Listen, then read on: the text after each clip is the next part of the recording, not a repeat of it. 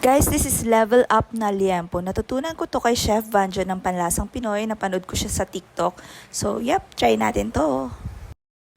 So, first, mag-marinate muna tayo ng liempo natin. So, lagyan natin soy sauce, oyster sauce, salt and pepper, banana ketchup, maraming garlic, and of course, calamansi. So, yan. I-marinate natin, of course, sugar nga pala.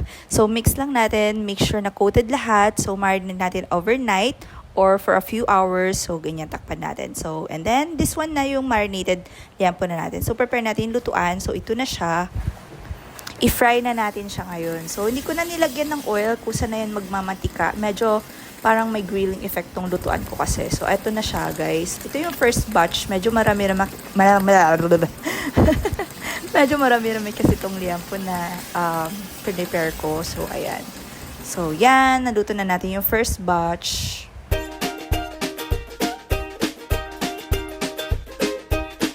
And then, ito na yung second batch kasi hindi kasya sa nauna. So, ayan. Sobrang bango, sobrang nakakatakam na to. Perfect for pulutan, ulam, whatsoever. And then, I'm gonna set this aside lang. And then, prepare ko yung pinaglutuan ko. Ito yung marinade mix nga pala. And then, Sprite or any soda, lime soda. So, babalik natin lahat nung naluto kong liempo. And then, I drained yung marinade. So, nilagay ko siya dyan pabalik. And then, yung lime soda natin.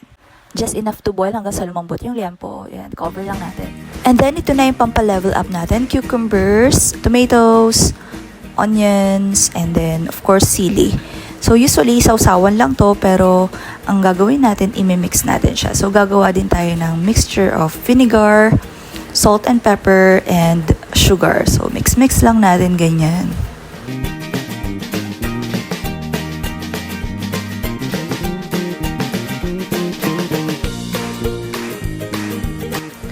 And then, pagsamahan na natin yung vinegar mixture natin dun sa cucumber and tomatoes. So, mix-mix lang.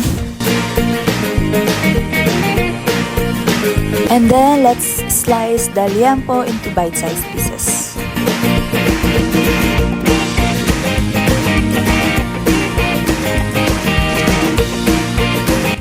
And then, let's combine.